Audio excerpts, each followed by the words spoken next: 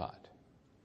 As we were children growing up, our parents were always having us work on our weaknesses. And when we went to school, oh my goodness, when we went to school, if you got an A in math and you got a C in language, what did they tell you to do? They told you to work on what? Your math or language? Talk to me.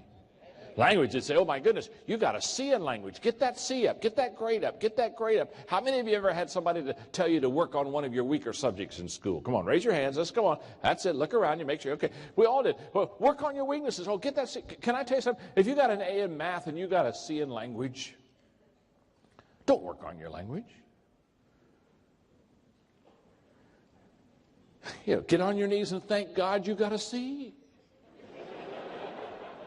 Probably deserved a D. The teacher liked you. Don't work. Now, why did you get an A in math and a C in language? It's very simple. You have your DNA, who you are. You have a bent toward math, not toward language. You're always going to be better than math and language. It isn't because you work harder on one than the other. It's because the very fact is that there are some subjects we're better at than others. Is that not true?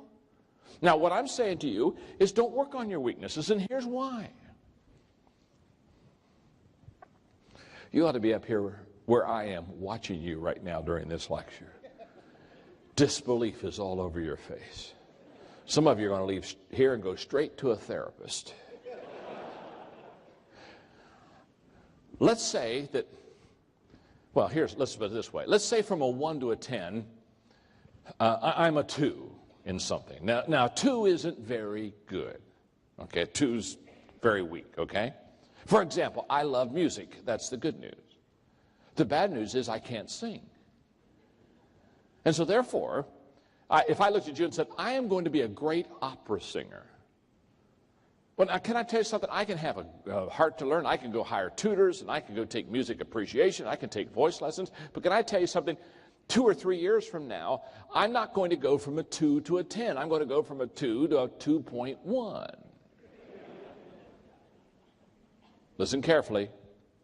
You can only increase your skill level 2 numbers. This is major. You can't go from a 2 to a 10 in skill. Now, I'm only talking about your skills. I'm not talking about your attitude. You can go from a 1 to a 10 in attitude. I've known people have a terrible attitude and change it, and they go to a 10. So I'm not talking about discipline. You can go from a 1 to a 10 in self-discipline. I'm talking about just your skill area. You can only increase your skill level 2 numbers on extreme times. Under unusual circumstances, I've seen people go 3 numbers. I've never seen anybody increase their skill level over 3 numbers. So if I'm a 2 in something, if I work hard on my weaknesses, I could become a 3. Hello. If I work hard, really work hard, and spend a lot of time, I could maybe become a 4. Let me tell you something about 4s. They're below average.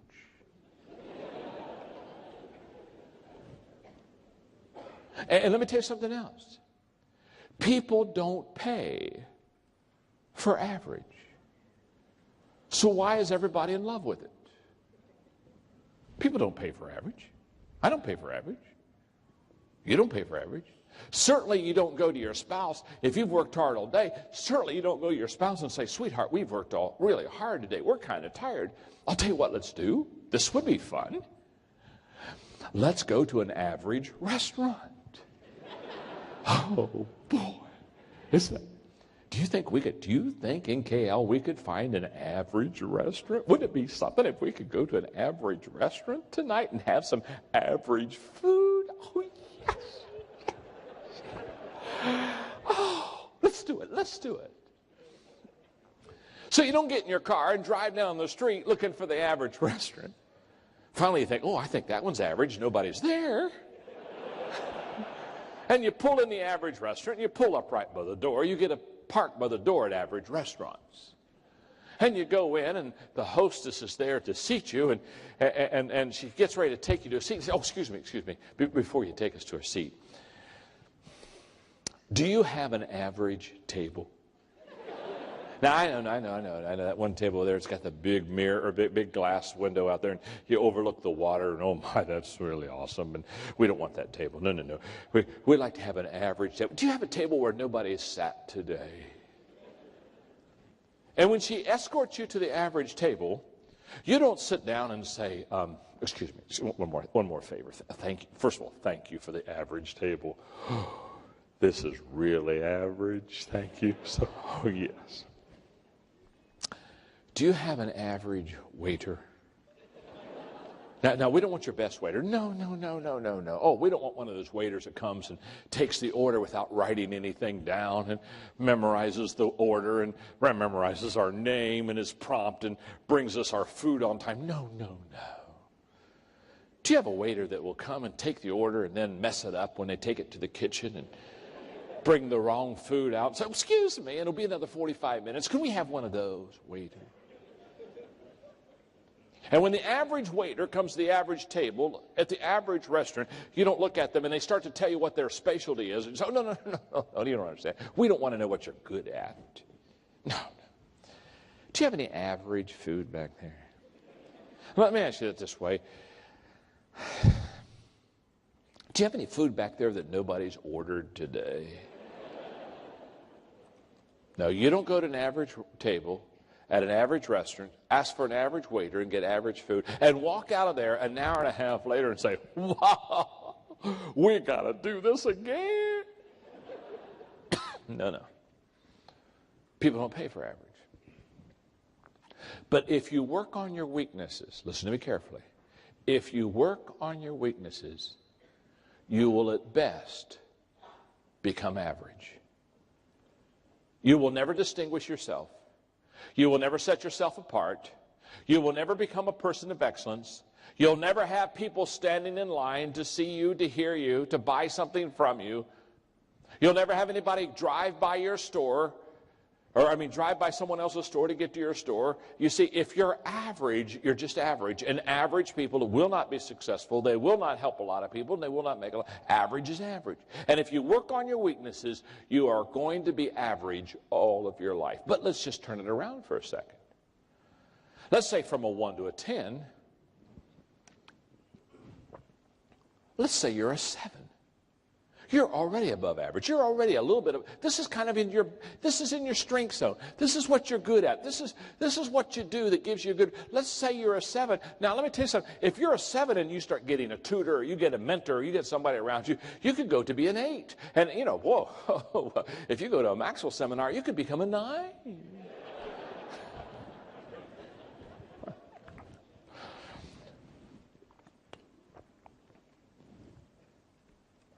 People stand in line for 9s. Oh my goodness. When you're a 9, you're excellent. You've set yourself apart from everyone else. People wait in line for 9s. They pay extra money for 9s. They listen extra carefully to 9s because now you're in your strength zone, and what you do, you really do well. You're really good at what you do.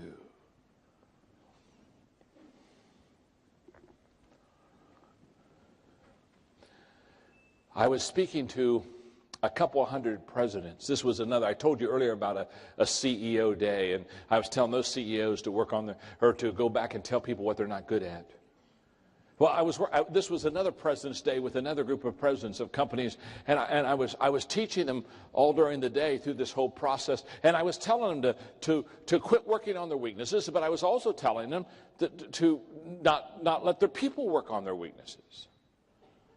And we were doing a Q&A because there were only a couple hundred of them there, and they began to push back. And one guy especially began to push back. He said, John, this really bothers me that you say we shouldn't work on our weaknesses. He said, all my life I've worked on my weaknesses. I try to get, he said, this really bothers me. I said, that's okay. It's good to be bothered. It's okay. Take a pill. You'll be okay. And he began to push back. He said, now let's just take, for example, Tiger Woods. He said, Tiger Woods, when he plays a round of golf and he hasn't played a good round, he immediately, when he's done playing that round of golf, he heads over to the practice range, and maybe for the next 2 hours, Tiger Woods will hit golf balls. And he said, now that's a perfect example, John, of working on your weaknesses. I said, no, it's not. It's a perfect example of working on your strengths. In case you don't realize it, Tiger Woods is the best golfer in the world. Hello.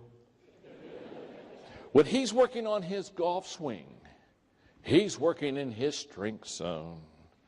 He gets millions of dollars for that swing. I said, let me give you the difference. When I finish playing a round of golf, I go to the practice range and I practice. But because I'm not a good golfer, I'm in my weak zone. For me, practice doesn't make perfect. Practice makes permanent.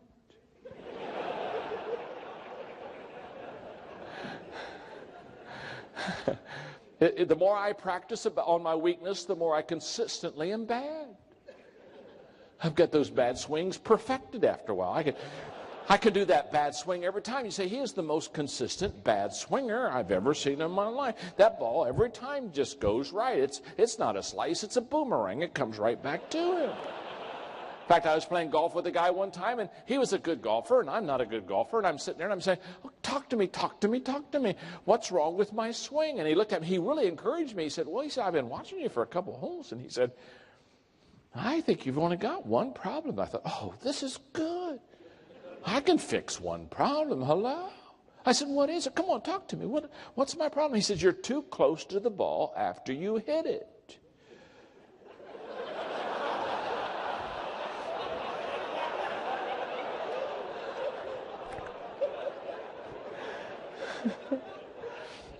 It's the only problem I have. Now, can I tell you something?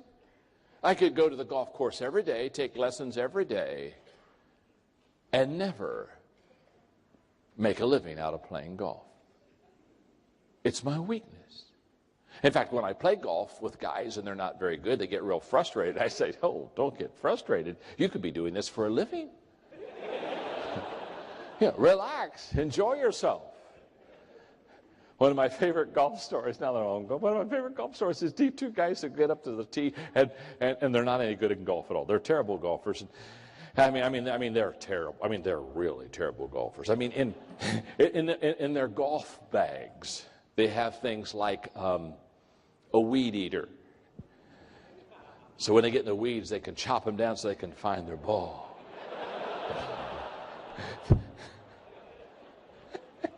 This one guy, he gets up and tees it up, and he swings, and much to his surprise, the ball goes right down the middle. He's so excited. He has never seen his ball in the fairway. In fact, he's never seen his ball after he hit it. He's so excited. He looks at his buddy. He says, look at this. Look at me. I'm down the middle of the fairway. They're walking down the fairway. He's so excited. I said, I've never been in the fairway of ball. I've never seen my ball after I've hit it before. This is really good. And he gets up there about 200 yards out, and the ball is not only in the middle of the fairway, but it has rolled up on a 4-inch anthill. It's in the middle of the fairway. It's teed up for him. He grabs his 3-wood, says, this is my day. I'm going to hit the ball on the green in regulation. I've never been in the green in 2. Swings as hard as he can, and he misses the whole ball. And kills 5,000 ants. Miracle of miracles, the ball, instead of being on a 4-inch anthill, is now on a 2-inch anthill. It stayed on top of the anthill. It's still teed up for him. He said, oh, this is my second chance. Grabs the 3-wood, swings as hard as he can. He misses the whole ball again and kills 4,998 more ants. 2 ants are left. One ant says to the other, I don't know about you, but if we're going to survive, we had better get on the ball.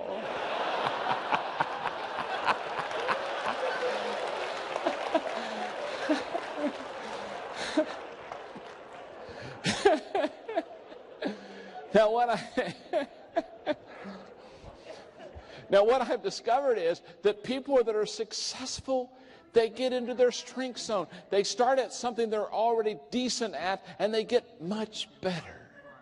So go to your strength zone, not your weak zone. Does that make sense? Tell the person you're sitting beside, say, That makes sense to me. Go ahead and tell them that, right? I said, that makes sense to me. And look right back at him and say, by the way, you're no Tiger Woods either.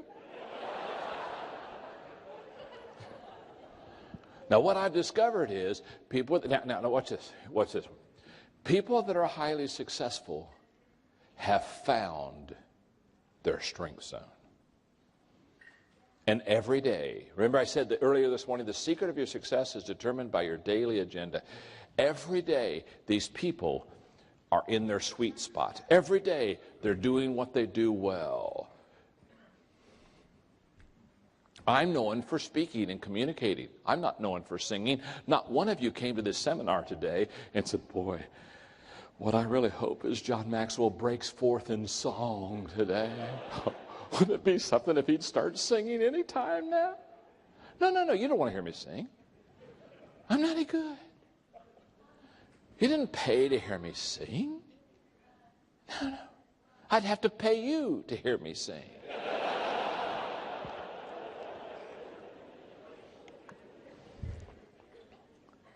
And let me tell you something. When you are in your strength zone, when you are in your sweet spot, it's easy. It's not easy like you didn't have to work for it.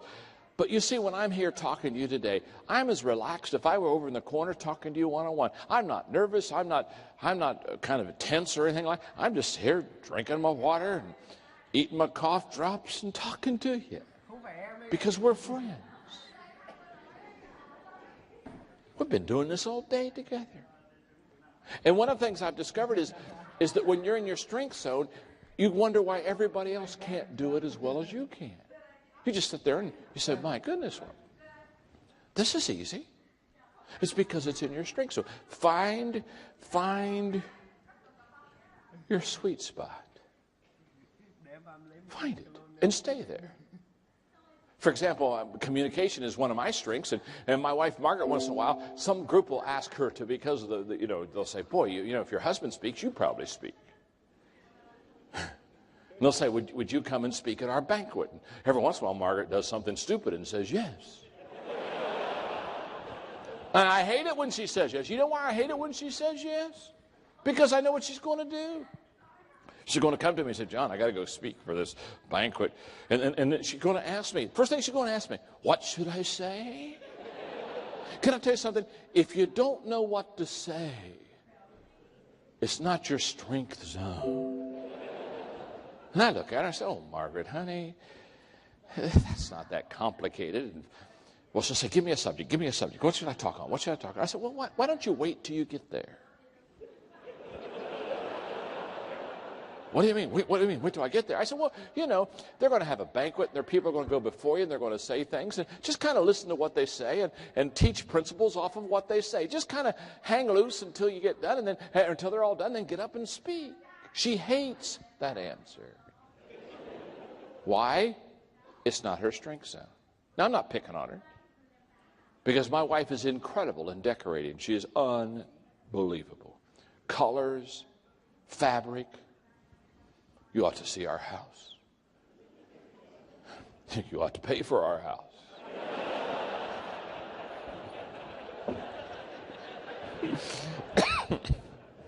That's a new one. Just a second. I want to write that one down. It feels so good when you get a new idea. It doesn't come on. I had a new idea in 1989 and I didn't write it down. And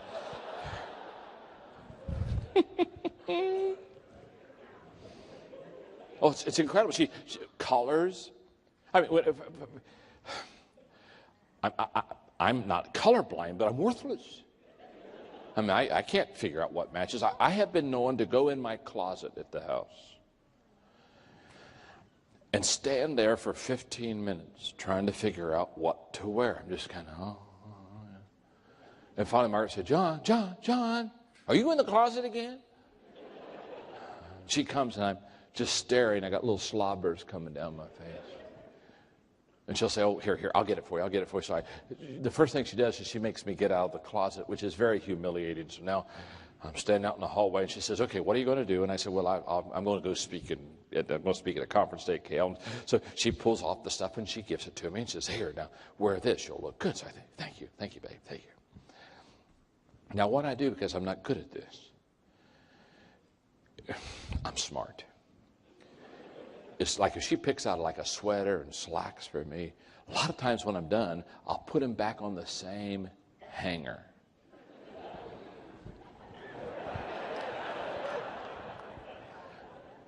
And I know that matches. And maybe a week later, I'll kind of go in there and I'll say, I can do this. I can do this. And I pull off the sweater and the slacks and the shirt that she'd picked out a week before, and I'll put them on, and I'll come walking out, and she'll look at me and she'll say, are you going to wear that again?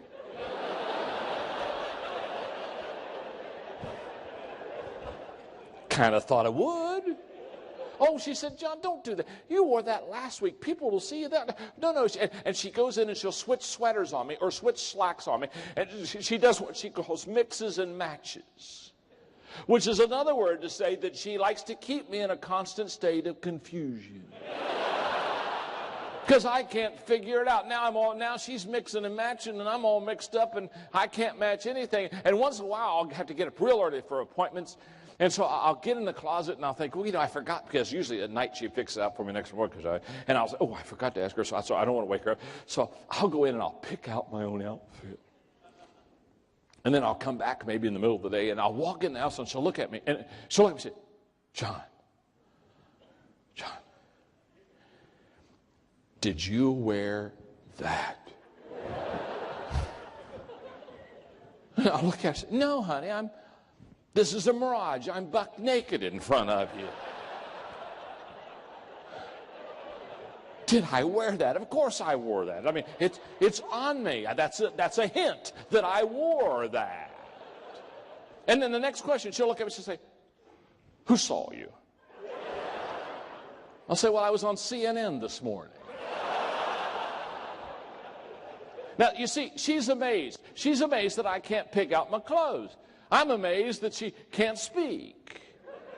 See, one's her strength zone, one's my strength zone. And one of the greatest days in your life is when you understand that other people have different strengths than you. And let me tell you something. A successful person has found their strength zone. A successful leader has helped others find their strength zone. That's what makes the difference between a successful individual and a successful leader. What does a successful leader do? A successful leader is continually helping people find what they do best, and he or she is putting them in that position because he is setting them up, or she as a leader is setting them up for success. And you set a person up for success by helping them find what they're good at. You don't set people up by having them find their weaknesses. Here's the way it works. I have a degree in counseling, but I'm a terrible counselor. I said, you don't want to come to me for counseling, because I'm one of these kind of people. If you come to me and you got a problem, I'll listen to you for about 5 minutes, and then I'll give you a 3-step plan on how to fix it. And people come in for counseling, I'd listen to them, and I'd give them 3 steps, tear off the sheet of paper, and say, be healed. And they'd come back next month with another problem. And I'll say, didn't we fix the one last month? And it just took me a long time to realize there are some people, their spiritual gift is finding problems. And I have no mercy at all. In fact, I have no mercy. In fact, when I gave up counseling and I told people I wouldn't do any counseling anymore, they began to clap and applaud and said, oh, thank God. Woo, that's good. He won't be counseling. See, when you counsel with people, you work on their weaknesses. When you equip people, you work on their strengths. My life was changed radically the day I quit counseling people and started equipping people. When I realized that the greatest way to help people is to not stay on their weaknesses. And by the way, I'm pro-counseling. I'm not anti-counseling, so don't be offended. If you're a counselor, I'll probably be to you before the day's over. But the day that I realized the greatest way to help people is to help them find their strengths, that was the day that I was able to really help people. Now, I have 8 more minutes. So if it's okay, for the 8 minutes I have left, I would like to give you 3 hours of lecture. First of all, before I give you more, are you learning something? Let me ask you a question. All this stuff you've been writing, have you been taking notes today? You've been taking notes all day, haven't you? Huh? In fact, just show the person you're beside you. Show them your notes right now. Just show them those notes. Just put it in their face right now. Just put that in their face. In fact, show them their notes and ask them why they haven't taken as good a notes as you have today. Huh? Absolutely. In fact, tell them the notes you've been taking aren't for you, it's for them, and they need to read those things. Okay, now.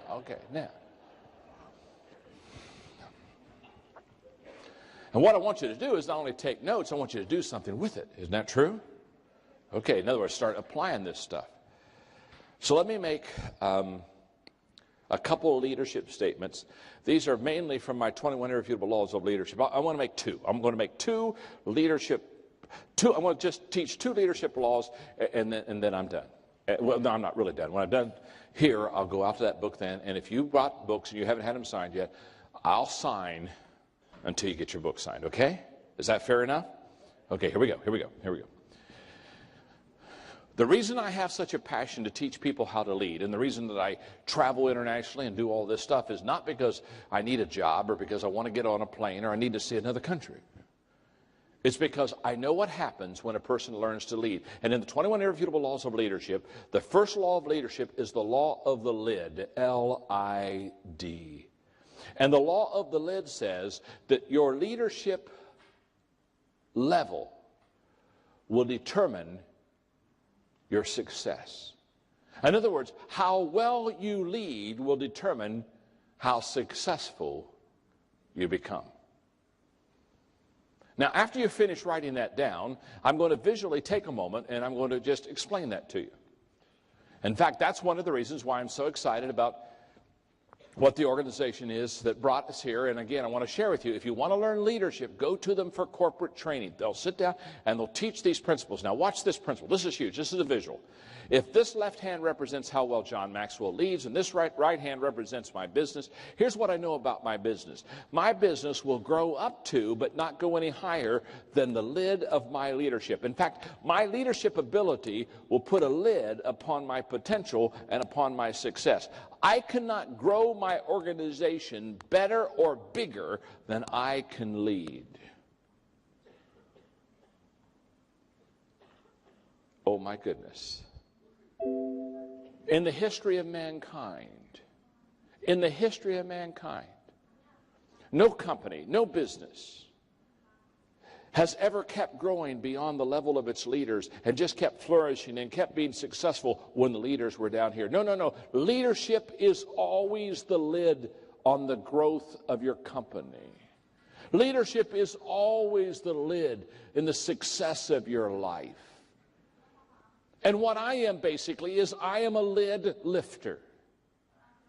I go around and I teach people how to lift their lid, how to get better. Because, for example, if you're from a 1 to a 10, you're a 4 as a leader, what that means is your company's going to be a 3. Can I tell you something? Your company's going to not be a 6. It's not going to be a 7. It's not going to be an 8. This is not a baffling exercise. If you're a 4 as a leader, you're literally going to control, contain, and keep your company from getting any higher than a 4. It cannot rise above the level of your leadership. And I hate this illustration. It hurts my hand every time I do that thing. Now here's the good news. You can grow as a leader. You can go from a 4 to a 5 to a 6. And all of a sudden your company now has room to grow from a 3 to a 4 to a 5, maybe a 6. So how do you grow your company? How do you become more successful? You grow your company, you grow your business, you build your department, you develop people by your ability to lead people successfully. Everything rises and falls on leadership. Always has, always will. Between 1982 and 1992, I had a mentor in San Diego, California by the name of Don Stevenson. Don was the president of Global Hospitality. This was a company that bought bankrupt resorts out, resorts that were going under. They would buy them at a very cheap price because they were going bankrupt. That they would go in and train the people and turn the company around and sell them at a high price. That's how Global Hospitality made a lot of money. And Don Stevenson was the president of Global Hospitality, and he made a lot of money. And for 10 years, he was my mentor. And every month, I would take him out to that 2-hour lunch, and he would eat, and I would ask questions. One day, we're up in La Jolla, and we're having our lunch, and I said, okay, Don, here's my question for the day. When you buy a bankrupt company, is there something that you always do? I mean, it's automatic. You buy the company, it's in trouble. Are there some things that you just automatically do because you know you need to do them to turn the company around? And he looked at me. I can still remember. He's eating his salad. He looks up at me. He says, yes, John. He says, every bankrupt company we buy, we always do 2 things. And when he said we always do 2 things, man, I've got my pen ready because he's ready to drop gold on me. And I know, I go, okay, give it to me, baby. Give it to me. What 2 things do you always do? And they said the first thing we do is we go in and we retrain all the employees in relationship skills. He said, we take everybody that's part of that company and we teach them people skills. We teach them how to win with people. And he said, the reason we teach them people skills is, he said, statistics tell you that when people don't come back to a resort, 79% of the time it's because they weren't treated properly by the employees of the organization. Somebody didn't take good care of them. The waitress didn't. I mean, somebody, and so therefore they just don't come back because the service wasn't good. And so he said, the first thing we do is, he said, we just do thorough relationship training in the company. So I'm sitting with my legal pad and I'm writing that down. I'm saying to myself, okay, Maxwell, with your companies, start really giving them good relationship skills. Help them to know how to get along with people. I said, okay, I got that one, Don. What's the second thing you do every time you buy out a bankrupt company? He's eating his salad. He doesn't even look at me. He said, the second thing we always do is we always fire the president. I said, what'd you say? We always fire the president. I said, what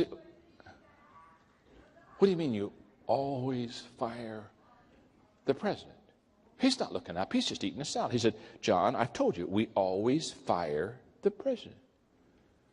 I said, always? He said, always. In fact, he said, we don't even meet him. He said, we buy the company. He said, we send a courier to their office, basically give them a severance pay, tell them they're fired, get out of the office today. We don't want them to ever come back. Fired. I said, you don't go see them? You don't sit down in the office, put a fire in the fireplace, hold hands? No, he said, we always fire the president. Well, now he's frustrated because I'm not writing this down.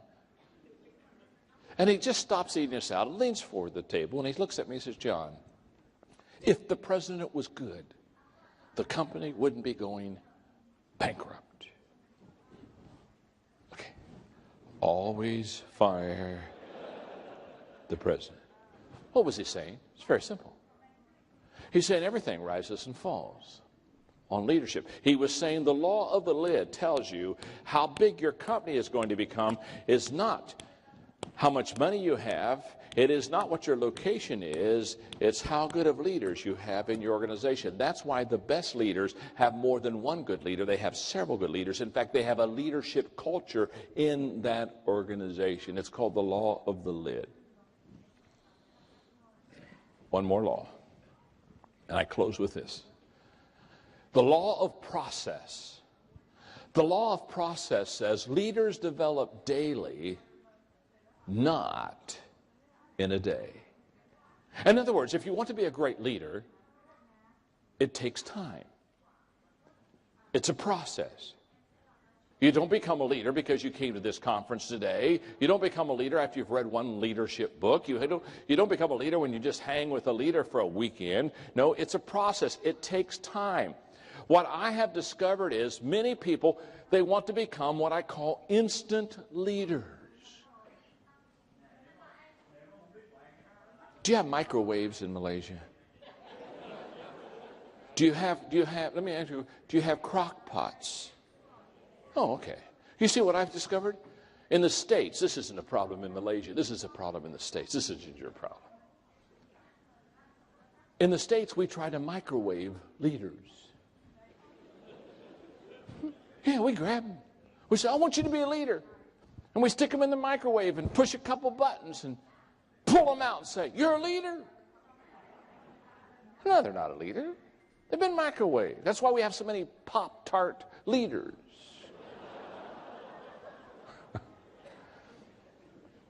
You don't microwave leaders. If you want to develop leaders, you crock pot leaders. You put them in the crock pot and let them simmer and marinate. It takes a while to develop leaders. When I did the interview today at noon with the reporters, they asked me a question that I'm always asking every leadership conference if I let people ask questions. It's a question they ask no matter what country I'm in, no matter where I am. They raise their hand and they say, "John, the question I have, are leaders born?" And whenever they ask me, "Are leaders born?" I always give them the same answer. Of course they are.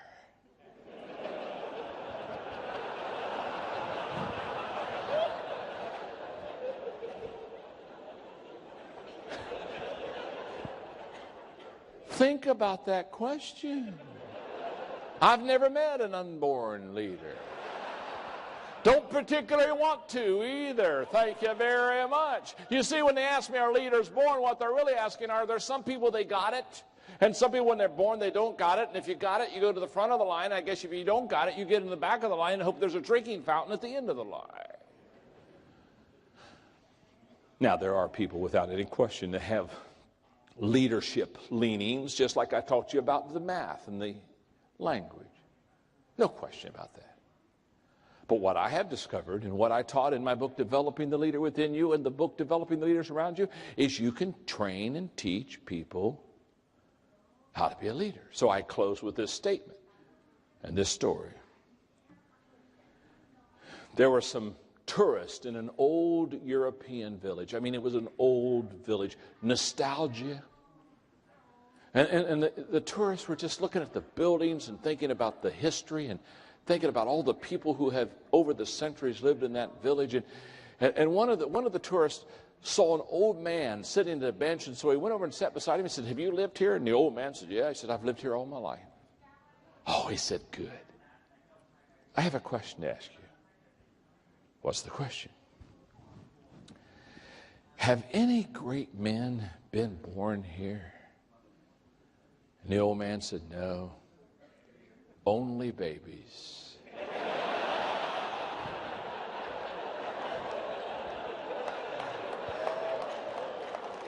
Only babies.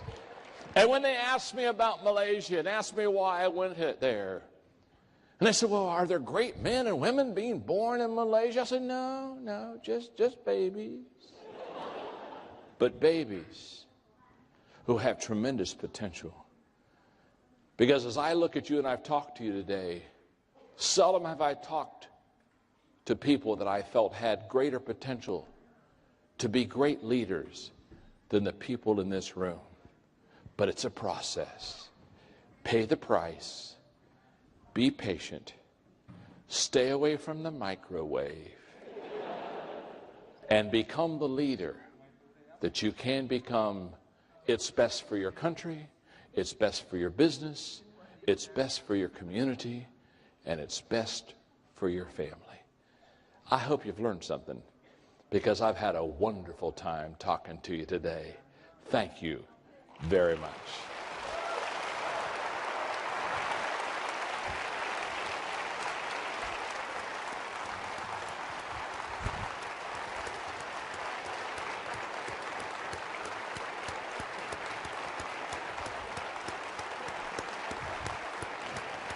Thank you very much.